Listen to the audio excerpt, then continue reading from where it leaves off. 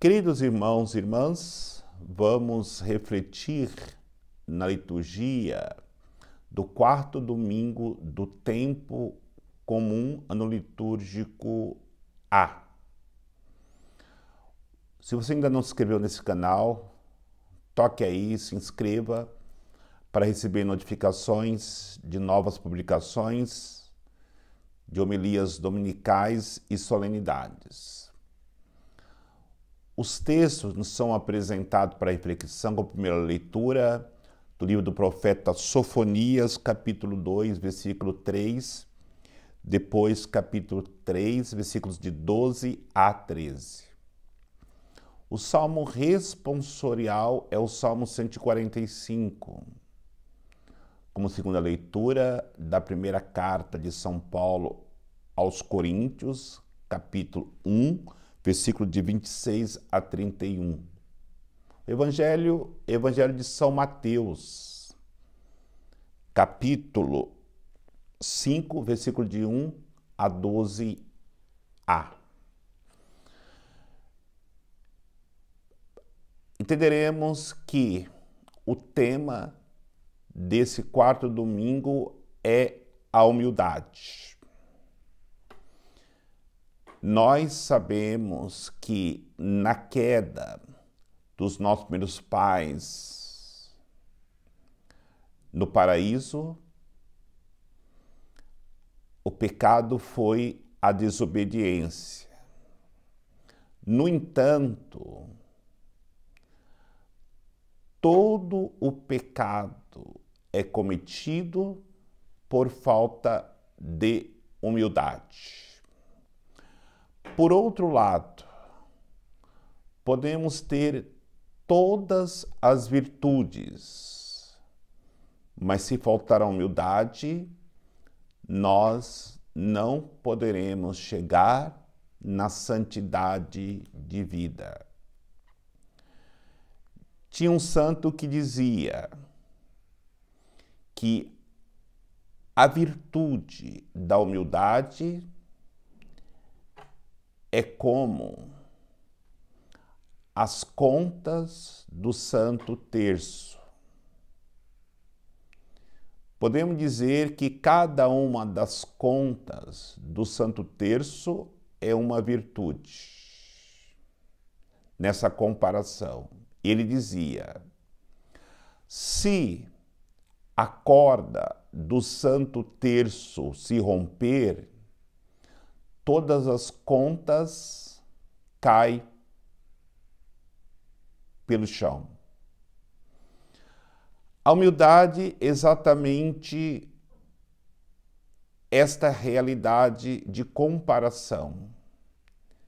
Se perde, se rompe a vivência da humildade, todas as outras virtudes caem pelo chão.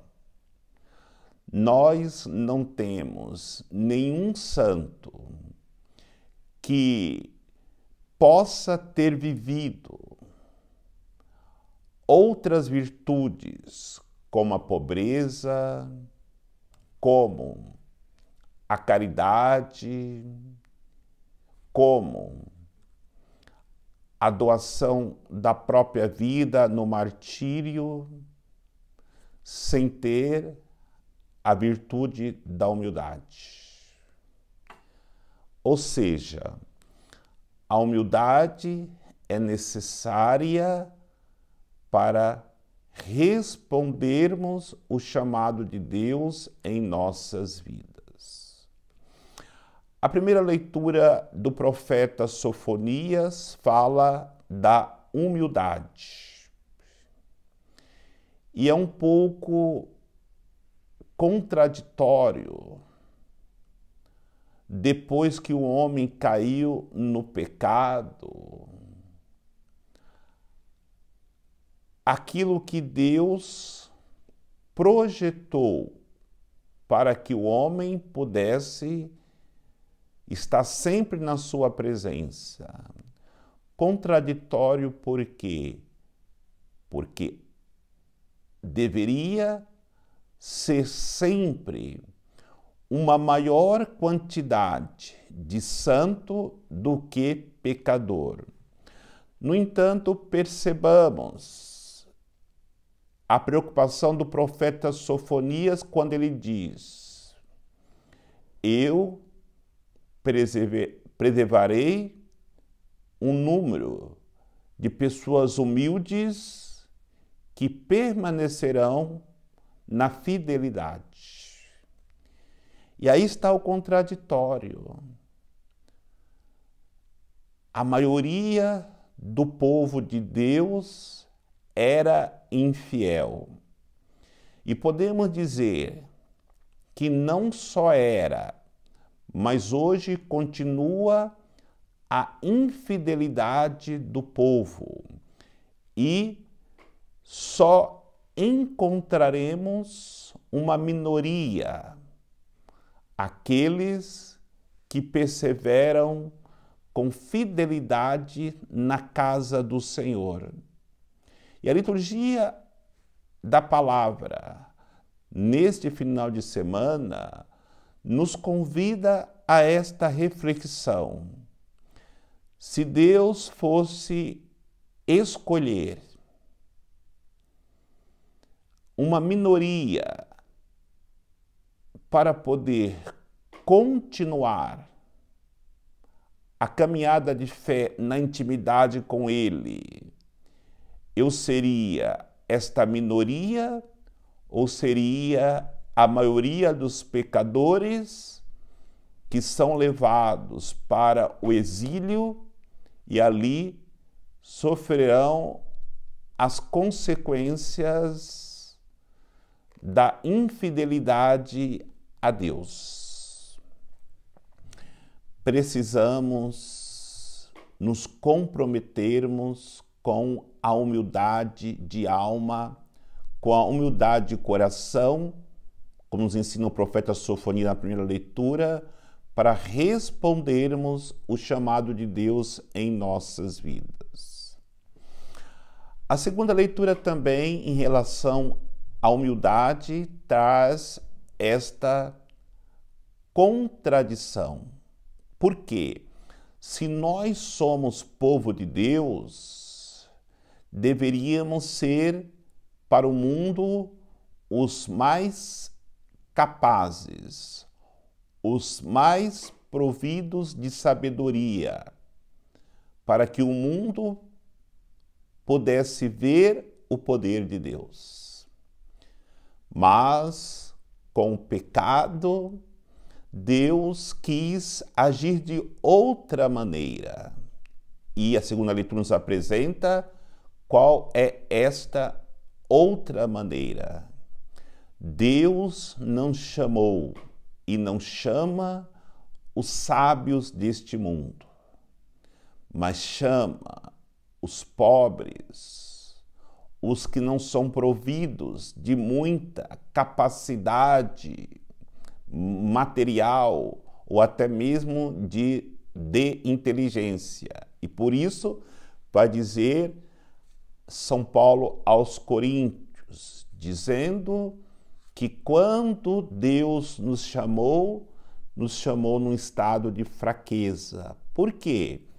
Para que nós não achamos que é com a nossa capacidade que nós iremos transformar o mundo, chamar as pessoas à conversão. Onde estão os sábios deste mundo? Onde estão os grandes intelectuais deste mundo? Onde estão os poderosos, governantes e ricos deste mundo? Somente uma minoria muito pequena estão na igreja ou estão em comunhão com Cristo. E esta contradição, já que Deus quer que os pequenos, dependente dele, sejam os anunciadores do reino, a contradição está que o mundo, com a sua sabedoria, nos persegue. Nos persegue por quê? Porque não nos apresentamos como poderosos segundo o pensamento do mundo. Mas quando vivemos a humildade, nós somos capazes, como aqueles 12 que foram escolhidos, transformaram o mundo na humildade, na pobreza, na falta de estudo, e eles, os apóstolos, são para nós esses modelos que devemos seguir, vivendo a humildade de coração como eles aprenderam a viver, para levar o homem a se encontrarem com Deus e, consequentemente, serem restaurados em suas vidas. E no Evangelho, no texto das bem-aventuranças, encontramos também esta contradição. E esta contradição nos leva a refletir e afirmar novamente que a humildade é necessária para que nós possamos voltarmos ao paraíso, a nos encontrarmos com Deus. Antes do pecado de Adão e Eva, poderemos dizer que viver a aflição, que viver a pobreza, que viver o choro, não seria uma virtude.